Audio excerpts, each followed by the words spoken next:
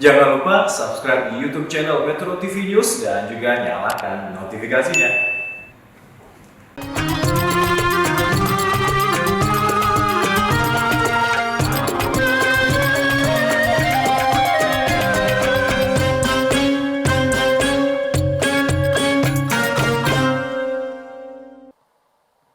أعوذ بالله من الشيطان الرجيم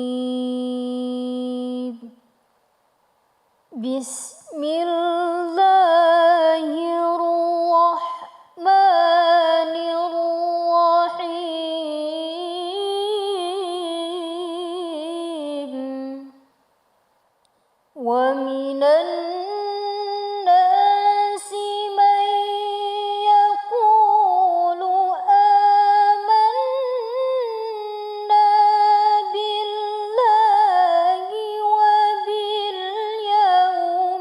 الآخر وما هم بمؤمنين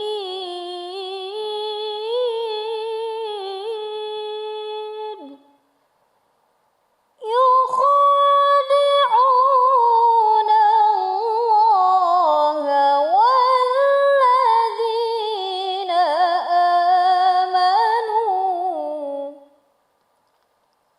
وما يخدعون إلا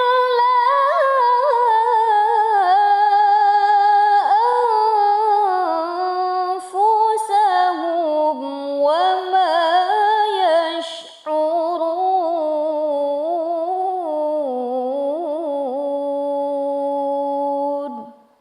صدق الله العظيم.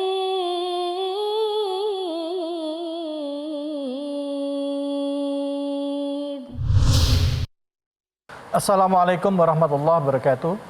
Alhamdulillahirrabbilalamin. Assalatu wassalamu ala asrafil anbiya'i mursalin Sayyidina Muhammadin wa ala alihi wa sahbihi ajma'in. Amma ba'du. Pemirsa dimanapun saja Anda berada, Alhamdulillah hari ini kita kembali lagi bersilaturahim dalam program Khazanah Islam, dan tentunya bersama dengan guru kita Imam Besar Masjid Istiqlal, yaitu Profesor Dr. Nazaruddin Umar. Seperti biasa, tema yang kita bahas akan dekat dengan keseharian kita. Dan tidak lupa sebelumnya mari kita panjatkan puji dan syukur atas kehadirat Allah Subhanahu wa taala, Sang Rabbul Alamin, penggenggam seluruh jiwa. Allah yang Maha tahu apa yang ada di depan kita dan di belakang kita. Tidak lupa kita berikan salawat dan salam kita kepada junjungan kita Nabi besar Muhammad sallallahu alaihi wasallam, serta keluarga, sahabat dan umatnya yang setia hingga akhir zaman. Bicara mengenai keadaan keseharian, kadangkala sulit bagi kita untuk membedakan mana yang baik dan mana yang benar. Sampai ada satu istilah, zaman sekarang ini harus hati-hati. Banyak madu berbungkus racun atau racun berbungkus madu. Gitu. Jadi sampai-sampai kita bisa, kalau sampai salah berpijak, bukannya membawa kita kepada keselamatan, tapi membawa kita pada kehancuran. Setidak-tidaknya akan sampai pada kekecewaan lah. Gitu. Nah, bagaimana caranya kita supaya bijak di dalam hidup, menilai antara yang benar dengan yang salah. Ini berhubungan juga nantinya urutannya ke belakangnya antara iblis dan malaikat juga ini. Dan untuk itu sudah hadir bersama kita guru kita, yaitu Profesor Dr. Nazaruddin Umar. Assalamualaikum warahmatullahi wabarakatuh. Waalaikumsalam warahmatullahi wabarakatuh. Prof, ini banyak istilahnya nih, kalau ini kiasannya pencitraan ini banyak ini. Kita suka salah menjudge terhadap sesuatu hal. Benar. Gitu. Nah, apa yang harus kita lakukan dan apa yang harus kita nilai dalam melihat satu keadaan supaya kita tidak salah memilih dan tidak salah berpihak. Gitu. Silakan. Baik.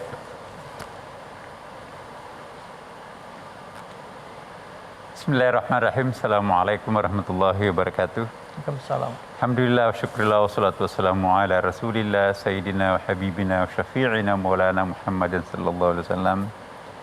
Para pemirsa yang dimuliakan Allah Subhanahu wa taala, topik kita hari ini sangat menarik ya, karena iblis yang berjubah malaikat. Tadi diproduksikan oleh Adinda ya, bagus sekali ya. Memang kita harus hati-hati, semakin canggih zaman ini, semakin canggih juga tipu dayanya iblis. Jadi iblis itu bisa menyesuaikan diri dengan zaman. Nah, mari kita lihat pada masa Rasulullah SAW itu ya, ada kasus yang terjadi. Ya, kisahnya begini. Ini dalam sebuah hadis sahih. Hai Abi Hurairah. Abi Hurairah ini adalah direktur Baitul Mal. Nanti malam hati-hati. Kayaknya ada maling yang akan masuk ke Baitul Mal itu. Oh siap Rasulullah, saya akan jaga. Lewat tengah malam, mengendap-endaplah seorang laki-laki yang tinggi besar. Ya. Akhirnya ketangkap basah oleh Abi Hurairah. Kamu maling ya? Iya. Akhirnya minta ampun. Saya sampaikan kenyataan. Istri saya, anak saya dalam keadaan sangat lapar sekarang. Saya frustrasi. Ya. Nah, tidak ada yang bisa menolong kami kecuali langkah darurat ini saya harus mengambil sebatas kemampuan yang bisa dimakan untuk malam ini sampai besok. Janji ya, jangan datang ke sini lagi. Iya, lepaskan aku. Menjelang salat subuh, mana Abi Hurairah? Gimana? Malingnya tadi malam ada nggak? Maaf ya Rasulullah, benar-benar ada. Saya tangkap. Mana malingnya?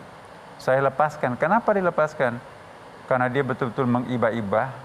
Keluarganya dalam keadaan sangat lapar, sementara dia tidak punya uang, tidak punya pekerjaan. Saya kasihan. Saya suruh cari rezeki yang halalan thayyibah untuk menghidupi keluarganya. Ya udah. Nah, tapi hati-hati.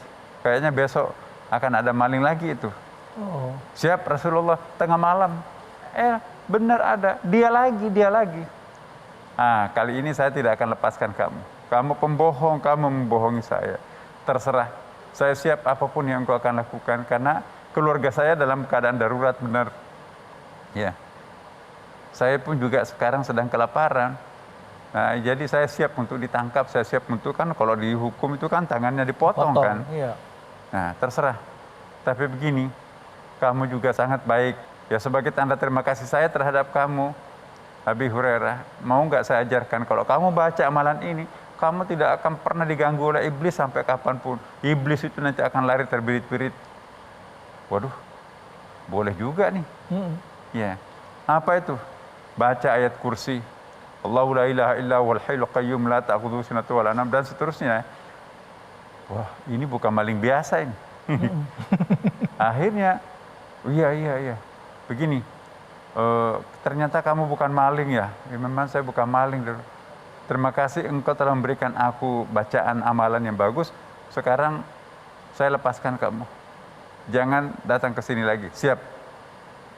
Kata Rasulullah, mana malingnya? Saya tangkap ya Rasulullah, tapi saya lepas. Kenapa kamu lepaskan lagi? Dia ternyata bukan maling biasa Rasulullah. Dia mengajari saya wirid. Kalau wirid itu dibaca, itu tidak akan pernah diganggu oleh iblis. Ya. Apa? Baca ayat kursi. Ya iya betul. Tapi tahu nggak siapa yang kamu tangkap? Itu adalah iblis. Allah. Akhirnya Abi Hurairah itu sebel sekali. Kalau saya tahu sejak kemarin Abi Hurairah saya tahu itu iblis, saya akan habisi sejak malam pertama ya Rasulullah. Ya udah. Jadi poin yang saya ingin saya sampaikan di sini dari hadis ini, hati-hati terhadap iblis. Itu mengajari wirid loh. Ayat kursi bikin alasan, pakai kaidah usul fikih segala macam kan. Jadi yang namanya iblis itu canggih. Hati-hati kita semuanya para pemirsa, jangan sampai nanti kita terkecoh dengan iblis. Nah, ini ada yang disebut dengan hijab nurani. Jangan dikira hijab itu hanya zulmani, hijab itu kegelapan, mencuri, merampok, memperkosa dan sebagainya. Segala sesuatu yang bisa menghalangi kita untuk berjumpa dengan Tuhan, segala sesuatu yang bisa menghalangi kita untuk lebih dekat dengannya, itu sebetulnya adalah pengaruh iblis. Sangat kita tergoda oleh sesuatu yang dianggap seolah-olah baik, padahal sesungguhnya itu adalah menjauhkan kita dengan Tuhan. Nah, saya ingatkan kepada kita semuanya para pemirsa, jangan terlalu gampang mendaruratkan sesuatu. Jangan terlalu gampang memaafkan dirinya sendiri. Jangan terlalu gampang pasrah. Sesungguhnya di mana ada kemauan keras, pasti di situ ada jalan. Jangan ngalah terhadap iblis. Bujukannya banyak macamnya, banyak rupanya. Karena itu konsisten, tegar dan tegap. Lakukan apa yang terbaik, itu yang dilakukan. Jangan terkecoh oleh bujukan iblis yang berjubah malaikat itu. Saya kira nanti kita akan teruskan. Baik, Prof. Nanti kita akan lanjutkan lagi. Saya ada satu yang pernah disampaikan oleh almarhum Kiai Haji Zainuddin MZ. Masalah ini gurauan beliau gitu. Ya. Zaman sekarang hati-hati. antara ustadz sama dukun beda-beda tipis. Sama-sama pakai pici katanya. Iya. Tapi nanti kita lanjut lagi ya, Bro. Oke. Kita akan lanjutkan, tetaplah di Khazanah Islam bersama dengan Imam Besar Masjid Istiqlal, Profesor Dr. Nazaruddin Umar. Jangan sampai kita terkecoh oleh orang-orang yang fasih, orang-orang bahasa agamanya bagus, orang-orang penampilan permukaannya itu sangat bagus. Ternyata iblis besar dalam hatinya, dalam benaknya, seperti kisah bagian awal kan.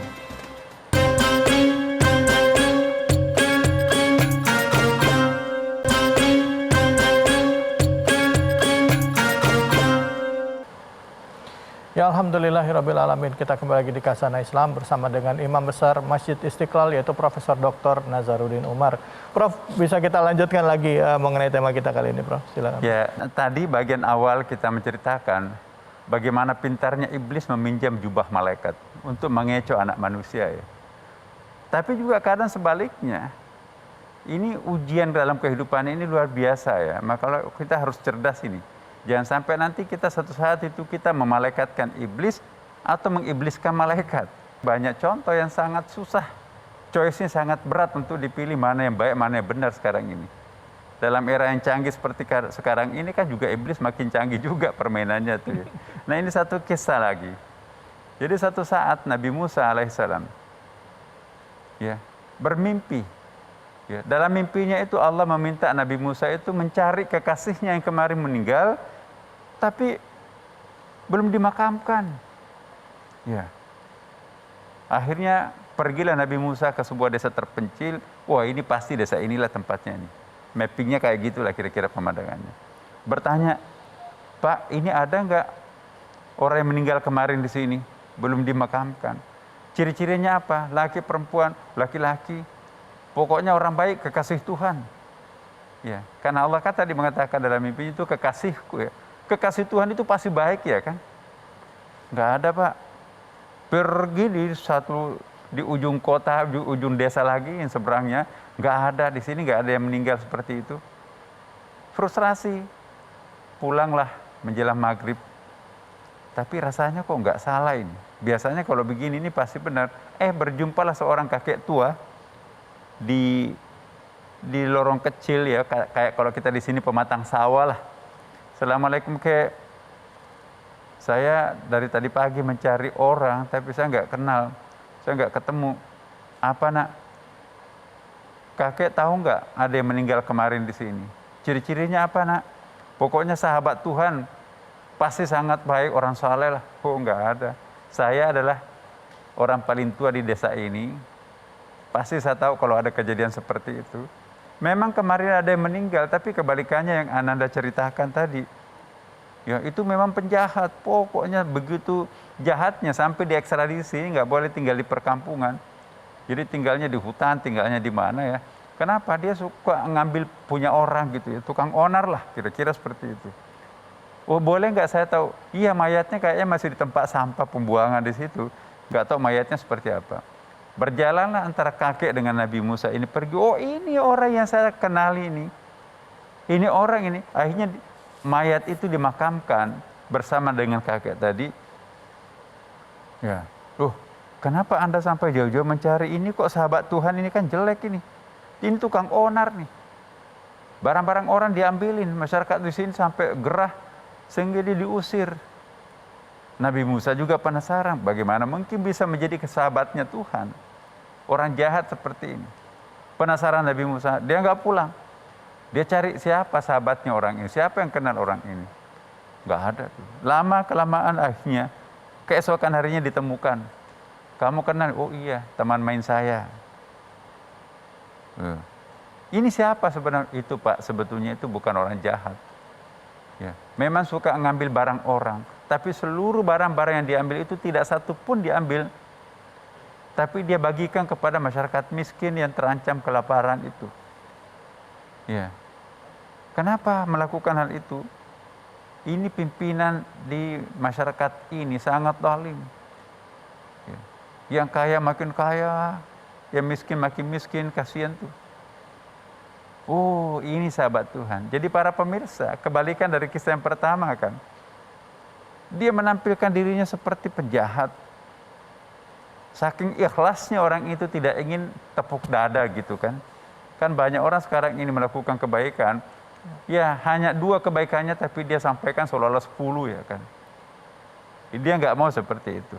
Nah orang ini betul-betul kalau tidak lakukan seperti ini, terancam nyawanya, mereka akan melayang. Oleh karena itu dia melakukan dengan segala macam cara, sekalipun orang lain menghujatnya, tapi demi untuk menghidupkan nyawa yang terancam. Nah itu dianggap sahabatnya Allah dan Nabi Musa menolong orang itu. Nah saya ingin menyimpulkan di sini ya, hati-hati para pemirsa Bapak Ibu sekalian. Jangan sampai kita terkecoh oleh orang-orang yang fasih, orang-orang bahasa agamanya bagus, orang-orang penampilan permukaannya itu sangat bagus. Ternyata iblis besar dalam hatinya, dalam benaknya, seperti kisah bagian awal kan. Atau sebaliknya, jangan langsung menghina orang yang tidak seperti asumsi kita. Wah ini orang jahat ini orang maling nih. Siapa tahu di balik perbuatannya itu justru ada sesuatu yang terkandung rahasia yang sangat dalam. Seperti yang dilakukan pemuda itu. Bayangkan pemuda itu rela dihujat, ya, rela diusir demi untuk memberikan kehidupan terhadap orang yang terancam. Nah, pemandangan ini dua-duanya terjadi dalam masyarakat kita. Banyak sekali orang mirip orang baik, tapi sesungguhnya iblis. Banyak sekali orang lain yang kelihatannya buruk, tapi sesungguhnya dalamannya malaikat. Subhanallah. Nah kita harus pintar menjalani kehidupan ini. Bagaimana kita bisa memberikan klarifikasi ini baik, ini buruk, kalau kita tidak pernah menjalin komunikasi dengan Allah Subhanahu wa taala. Maka itu belajarlah terus, belajarlah agama meskipun kita bukan jurusan agama. Untuk membedakan mana yang hak, mana yang batil, perlu ada pengetahuan. Hal yastawil ladzina ya'lamun wal ladzina la ya'lamun. Apakah sama orang yang berpengetahuan dan orang yang tidak berpengetahuan? Itu kata Allah dalam Al-Qur'an. Jadi kalau kita tidak punya pengetahuan, bagaimana bisa membedakan yang iblis ini, yang malaikat ini kan? Akhirnya kita salah alamat, salah kaprah. Malaikat yang kita anggap iblis. Atau sebaliknya, iblis benar-benar iblis, tapi kita perlakukan seperti malaikat. Inilah para pemirsa, semoga ada manfaatnya untuk kita semuanya. 2 kisah ini bisa menjadi penerang dalam menjalani kehidupan kita yang serba kompleks ini. Demikian, wassalamualaikum warahmatullahi wabarakatuh. Waalaikumsalam warahmatullahi wabarakatuh. Prof, silakan duduk, Prof. Ini yang terjadi di dalam kehidupan seperti itu sekarang ini, Prof. Banyak orang-orang yang mungkin dia sebenarnya orang baik, tapi terjebak dalam pilihan yang salah, akhirnya terjerumus gitu, Prof. Nah, Prof, kira-kira apa yang harus kita sikapi dengan tema kita kali ini, terutama dengan keadaan yang saat ini semakin sulit bagi kita untuk memilih dan memilah mana yang benar dan mana yang salah gitu. Silakan, Prof. Ya, kontemplasi. Ya. Pemikiran fokus kita kepada Tuhan itu perlu. Ya. Kita perlu eling, kita perlu kontemplatif ya.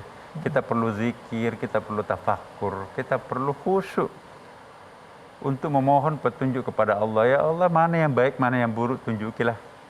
Karena kalau enggak, kita kan enggak sanggup membedakan iblis yang berdandanan malaikat, atau sebaliknya malaikat tampil biasa-biasa kan. Itu yang pertama. Dan yang kedua, saya kira yang sangat penting dari kisah ini adalah pengalaman adalah guru yang paling baik.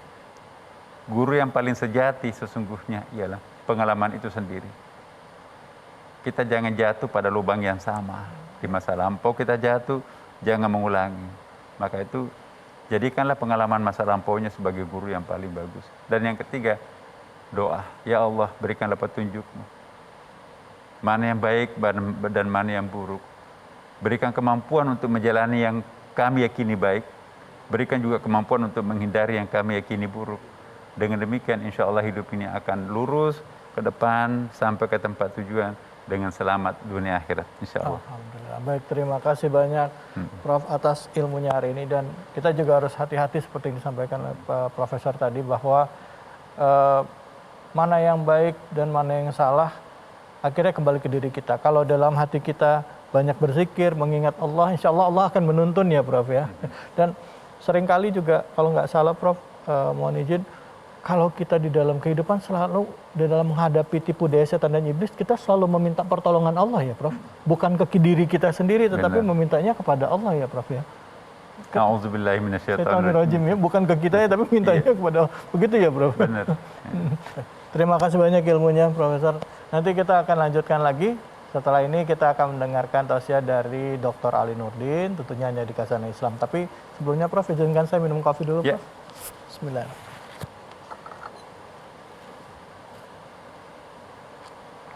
Alhamdulillah, luak hitam baru nggak kemanisan, mantap. Bungkusnya jangan dibuang ya pemirsa, karena Anda berkesempatan untuk mendapatkan hadiah umroh gratis dan emas. Tetaplah di Khazanah Islam bersama dengan Imam Besar Masjid Istiqlal, Profesor Dr. Nazaruddin Umar.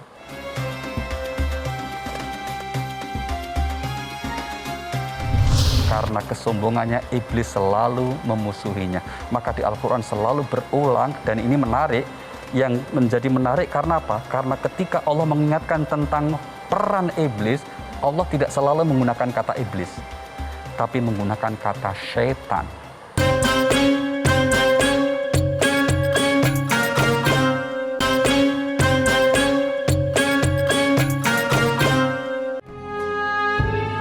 Allah menciptakan manusia sebagai khalifah di bumi. Sebelum amanah itu disematkan kepada umat manusia, iblis dan malaikat yang diciptakan lebih dulu oleh Allah Subhanahu wa Ta'ala diminta untuk bersujud kepada Nabi Adam sebagai manusia pertama yang diciptakan Allah. Namun iblis enggan untuk menyembah. Ya, alhamdulillahirrabbilalamin. Pemirsa, tadi sudah dibahas oleh Profesor Dr. Nazaruddin Umar, Imam Besar Masjid Istiqlal, tentang malaikat dan juga keadaan pada saat ini. Artinya banyak hal yang sepertinya baik tapi ternyata buruk. Banyak yang buruk sepertinya tapi ternyata baik. Tapi balik lagi dari itu semua, kita akan coba masuk lebih dalam mengenai figur iblis dan malaikat. Nah, kebetulan untuk membahas soal ini sudah hadir bersama kita Bapak Dr. Ali Nurdin. Assalamualaikum warahmatullahi wabarakatuh. Ustaz, terima kasih banyak Ustaz atas ilmunya yang sudah sering dibagi di Khazanah Islam, dan sekarang kita minta ilmunya lagi. Amin. Nih Ustaz. Nah, sebenarnya iblis itu termasuk golongan malaikat atau golongan jin? Nah, silakan. Baik, makasih. Silakan. Bismillah, alhamdulillah, assalatu wassalamu ala rasulillah wa ala alihi wa sahbihi wa walah, amma ba'd. Siapakah sosok iblis ini? Mari kita lihat beberapa petunjuk Al-Quran yang menginformasikan seputar iblis. Seluruh ayat yang menyebut kata iblis di Al-Quran semuanya dalam bentuk tunggal, tidak ada yang berbentuk jamak. Ini mengindikasikan bahwa sosok iblis ini hanya satu. Dialah sosok yang ketika Allah perintahkan untuk bersujud menghormati Adam, menolaknya. Dan kemudian akhirnya menunjukkan oposisi selamanya dengan manusia. Maka dikatakan iblis selalu akan menjadi musuh manusia. Nah, siapakah iblis ini? Pertanyaan tadi, apakah dari golongan malaikat atau golongan jin? Bagaimana pendapat ulama yang menyebut bahwa iblis itu bukan malaikat, melainkan itu adalah jin. Karena Allah sendiri yang menegaskan tentang hal ini. Tepatnya di surah Al-Kahfi, surah yang ke-18, ayat 50, Allah berfirman, wa idh qulna lil malaikati isjudu li adama fasajadu illa iblis kana minal jin. Dan ingatlah ketika Tuhan berfirman kepada para malaikat, sujudlah kalian kepada Adam, maka semuanya sujud kecuali iblis dan dia dari bangsa jin. Nah, kata-kata ayat yang tegas inilah yang kemudian menjadikan mayoritas ulama berpendapat bahwa iblis bukan malaikat, tapi dia adalah bangsa jin. Seperti kita ketahui bahwa jin terbuat dari nyala api, sedangkan malaikat terbuat dari cahaya. Maka asal kejadiannya pun sudah berbeda. Dan itu juga dinyatakan sendiri oleh iblis. Ketika ditanya oleh Allah, kenapa kamu kok enggan untuk sujud? Jawaban iblis apa? Ana khairum min khalaqtani min nar wa khalaqtahu min tin. Ya Tuhan, aku lebih baik dari Adam. Kenapa? Karena engkau ciptakan aku dari api, sedangkan dia engkau ciptakan dari tanah. Dalam logika iblis, api itu lebih baik dibanding tanah. Benarkah itu? Jelas berbeda konteksnya. Pelajaran penting dari apa yang diinformasikan oleh Al-Quran ini menyangkut asal kejadiannya. Al-Quran menjawab di surah nomor 28 ayat yang ke-68, firman Allah apa? Wa rabbuka yakhluqu ma yasha'u wa yakhtar ma kana lahumul khiyarah. Tuhanmu menciptakan kamu dan memilihkan untuk kamu. Kamu tidak memiliki pilihan. Artinya apa? Makhluk Allah yang Allah ciptakan dengan segala bentuk ketaatannya, tidak ada sedikit pun potensi untuk maksiat, itulah malaikat. Itulah takdir Allah menciptakan malaikat. Ada makhluk Allah yang diberi potensi untuk memilih jalan yang baik, jalan yang buruk, itulah jin dan juga manusia. Dan iblis adalah bagian dari jin. Kalau ada yang berkata bahwa iblis bagian dari malaikat, maka akan berbenturan dengan ayat yang mengatakan malaikat itu la ya'sunallaha ma amarahum wa yaf'aluna ma yu'mar. Di surah At-Tahrim pada ayat yang ke-6, bahwa apa? Bahwa malaikat itu makhluk yang tidak pernah menentang perintah Allah, tidak pernah bermaksiat. Maka tidak ada malaikat yang kemudian desersi gitu, kapok jadi malaikat, jadi orang biasa, tidak ada. Malaikat adalah makhluk yang selalu taat kepada Allah Subhanahu wa taala. Bandingkan tadi dengan iblis, ternyata dia apa? Maksiat, menentang perintah Allah Subhanahu wa taala. Dengan argumentasi dia merasa lebih baik. Maka kalau ada orang yang merasa dirinya lebih baik dari orang lain, maaf, itu berarti perilaku iblis. Na'udzubillahi min dzalik. Karena dosa utama iblis bukan karena dia tidak beriman. Dosa utama iblis bukan karena dia tidak percaya kepada Tuhan, tapi karena dia ingkar perintah. Tapi karena dia mengingkari ketika perintah itu diturunkan. Karena perasaan kesombongannya. Maka Rasulullah SAW ketika mendefinisikan tentang apa itu yang disebut at-takabur, sombong, Nabi katakan batrul haqqi wa ghamtun nas, menolak kebenaran dan melecehkan sesama manusia. Dan itu diperankan dengan sangat baik oleh iblis. Karena dia menolak kebenaran, perintah Allah, dan kemudian melecehkan sesama, yaitu terutama sesama makhluk Tuhan. Siapa? Adam. Adam yang merupakan nenek moyang kita, akhirnya karena kesombongannya iblis selalu memusuhinya. Maka di Al-Quran selalu berulang, dan ini menarik. Yang menjadi menarik karena apa? Karena ketika Allah mengingatkan tentang peran iblis, Allah tidak selalu menggunakan kata iblis, tapi menggunakan kata syaitan.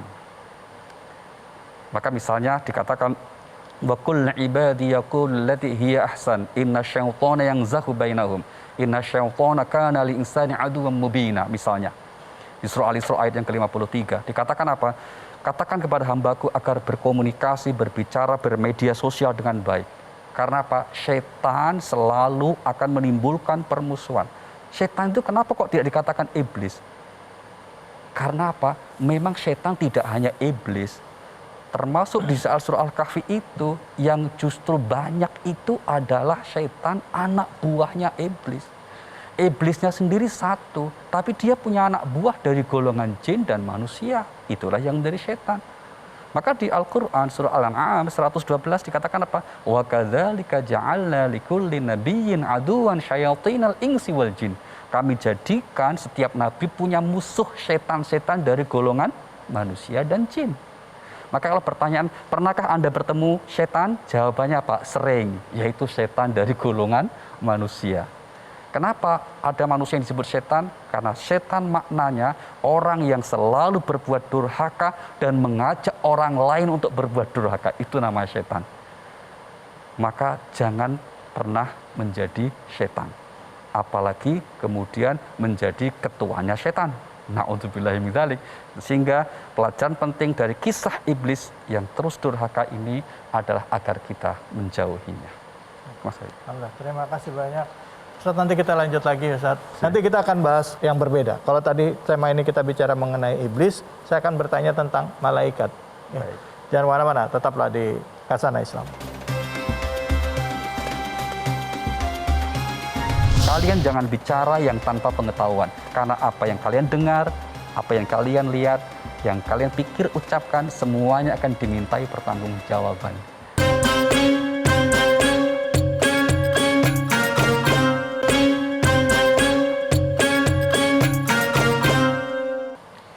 Salah satu rukun iman adalah iman kepada malaikat.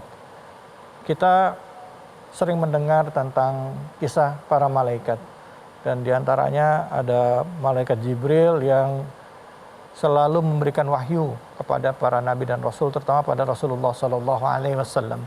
Nah, kita akan membahas lebih dalam lagi mengenai figur atau malaikat. Nah, silakan Ustadz, apa sebenarnya malaikat ini? Baik, terima kasih Mas. Malaikat adalah makhluk yang terbuat dari cahaya, yang memiliki tugas-tugas tertentu dan khusus yang ditetapkan oleh Allah yang selalu taat kepadanya. Maka tidak ada malaikat itu diberi potensi untuk maksiat, diberi potensi untuk berbuat buruk. Tidak ada, karena dia terbuat dari cahaya. Kita tahu cahaya itu konotasinya selalu positif, selalu baik. Maka misalnya kenapa manusia juga diberikan hati nurani. Cahaya itu nur, maka hati manusia senantiasa bersifat nur, bersifat cahaya. Itu aslinya. Tapi manusia bedanya dengan malaikat apa? Diberi hawa nafsu. Maka dengan hawa nafsunya itulah ada manusia yang durhaka. Maka kenapa manusia terkadang ketika berhasil mengendalikan hawa nafsunya, mewujudkan kebaikan-kebaikan dalam dirinya, lebih mulia daripada malaikat? Karena malaikat ketika dia berbuat baik, memang itulah fitrahnya. Memang itulah bentuk installnya Allah bagi malaikat. Sehingga bagi malaikat ketika mereka berbuat kebaikan, tidak berbalas pahala seperti manusia. Karena tidak ada bentuk juhudnya, usahanya. Sementara kalau manusia, dia berbuat kebaikan harus mampu mengendalikan sisi negatifnya. Harus mampu mengalahkan hawa nafsunya. Tadi Mas David memberi contoh misalnya ada tugas malaikat utama yang Allah berikan untuk menurunkan wahyu, yaitu Jibril alaihissalam. Di Al-Quran, nama malaikat yang disebut hanya 4 saja. Di antara Jibril, Mikael, terus kemudian ada Malik dan ada Zabaniyah. Nama malaikat yang masyhur yang lainnya, misalnya yang mencatat amal kita, yang mempertanyakan soal pertanyaan kubur, penjaga surga dan seterusnya, keseluruhannya disebutkan dalam riwayat hadis-hadis Rasulullah SAW. Tentu ini tidak mengurangi keimanan kita, tapi seorang mukmin wajib harus mempercayai bahwa Allah menciptakan sosok makhluk yang berupa malaikat ini. Yang maknanya apa? Bagi kita, yang terpenting adalah setelah kita mengetahui sosok malaikat ini, kita mesti harus berikhtiar untuk dalam hidup harus hati-hati. Kenapa? Karena ada malaikat yang Allah tugaskan untuk selalu mengawasi kita, menjaga kita. Misalnya kita lihat ya, di surah 50 ayat 18, Allah berfirman apa? Ma yalfidhu min qaulin illa ladaihi raqibun atid. Tidak ada satupun ucapanmu wahai manusia. Kalau sekarang mungkin bisa kita tambahkan tafsirnya, tidak ada satupun postinganmu di media sosial wahai manusia, kecuali ada malaikat yang selalu hadir mencatatnya. Mungkin bertanya, buat apa sih malaikat mencatat itu? Mungkinkah itu untuk koleksi saja?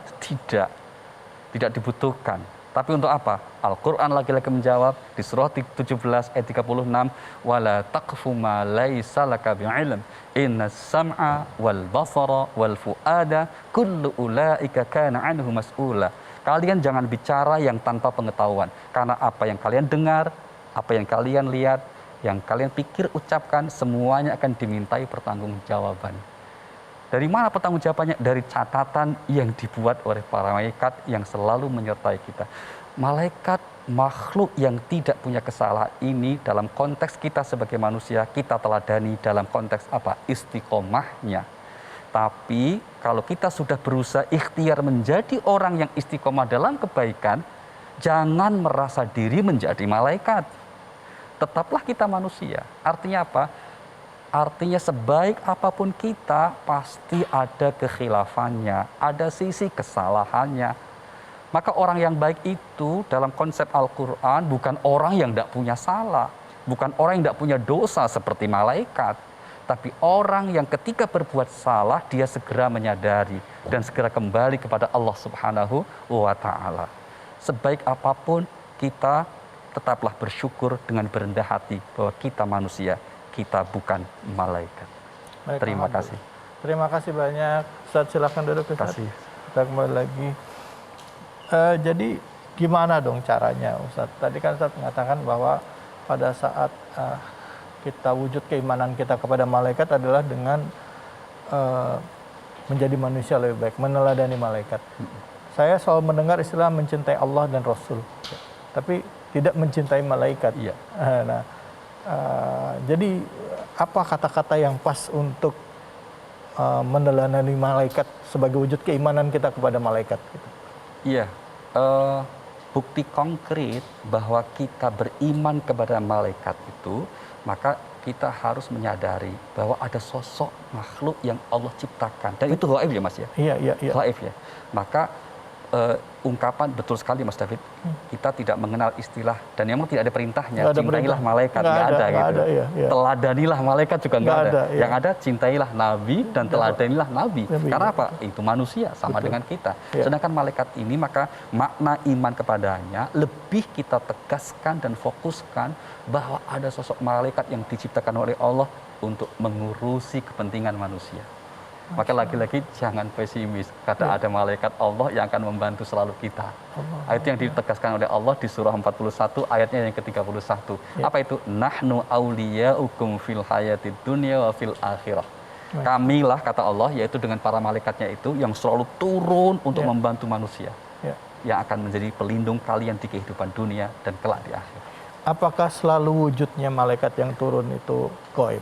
Soalnya ada beberapa kisah Nabi ada malaikat datang. Oke. Ya. Nah, itu pertanyaan bagus sekali. Pertanyaan bagus sekali, Mas. Jadi di Al-Qur'an maupun hadis yang sahih, itu salah satu kelebihan malaikat mampu untuk merubah bentuknya menjadi sosok manusia. Oh, Masya Allah. Itu kelebihannya. Sehingga misalnya malaikat yang datang kepada Nabi Ibrahim mengabarkan kamu akan punya anak, fabasyarnahu bighulamin alim. Ya kan? Fabasyarnahu bighulamin halim. Kami berikan kabar gembira, engkau akan punya anak seorang yang alim, seorang yang halim, yang santun, yang baik. Demikian juga ada malaikat yang datang kepada Nabi Lut, yang mengabarkan akan datangnya azab kan, dan seterusnya. Demikian juga Rasulullah SAW. Bahkan ini menarik itu Mas, kalau dalam hadis yang masyhur ya, di mana Rasulullah pernah kedatangan seorang laki-laki yang berbaju putih, rambutnya hitam gitu kan, tidak ada tanda-tanda dia dari perjalanan jauh. Tiba-tiba datang, padahal Nabi saat itu bersama para sahabat. Lututnya ketemu lutut, kemudian ya Muhammad, akhbirni anil iman. Dia tanya gitu langsung, wahai Nabi, tolong kabarkan, ajari aku apa yang dimaksud iman. Nabi langsung al-imanu an tu'mina billah dan seterusnya. Iman itu engkau beriman kepada Allah, beriman kepada malaikat, kepada kitab, rasul, kepada takdir baik dan buruk, pada hari akhir gitu kan. Setelah nanya itu apa? Orang tadi yang kemudian sahabat tidak tahu siapa dia, langsung mengatakan sodakta, bener engkau wahai Nabi. Allah. Sampai terus pertanyaan-pertanyaan itu, begitu selesai pamit. Setelah pamit, kemudian Nabi nanya kepada para sahabat, tahukah tadi siapa itu? Sahabat jawab, Allah dan Rasulnya yang tahu itu. Jibril tadi itu. Allah. Datang untuk mengajari kalian tentang agama. Masya Allah. Kebayang nggak Mas kalau misalnya gitu ya di era sekarang kan nggak mungkin lagi Jibril datang gitu. Tapi ini bukti bahwa malaikat dianugerahi oleh Allah kemampuan untuk apa? Untuk berubah bentuknya menjadi sosok manusia. Masya Allah. Terima kasih banyak. Aduh, ini Pak Ustadz, ini luar biasa sekali. Kita sering baca tentang figur malaikat. Kita juga baca tentang iblis di dalam Al-Quran. Dan juga di dalam hadis juga sering disebutkan berkali-kali. Tapi hari ini kita dapat pencerahan lagi Amin. dan diingatkan lagi. Amin. Ya, semoga kita bisa meneladani dan berhati-hati di dalam menjalani kehidupan Betul supaya tidak sekali. tergelincir dengan bujuk rayu iblis, dan juga kita bisa tetap istiqomah untuk meladani malaikat tadi, Betul figur sekali. malaikat dalam Iya. beribadah kepada Allah. Ya, oke. Terima kasih Sama-sama, banyak Mas David. Pak Dr. Ali Nurdin atas ilmunya hari ini, dan juga Sama-sama. terima kasih atas perhatian Anda pemirsa. Tadi kita juga sudah mendengarkan tausiah dari guru kita Profesor Dr. Nazaruddin Umar, Imam Besar Majelis Istiqlal, dan semoga apa yang disampaikan pada kesempatan kali ini bermanfaat bagi kita semua. Tapi sebelumnya kita minum kopi dulu, Pak. Bismillahirrahmanirrahim.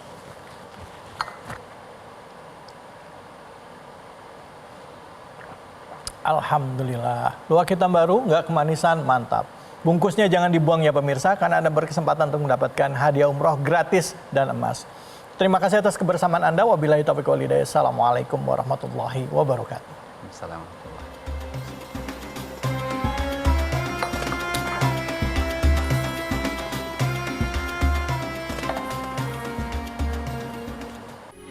Metro TV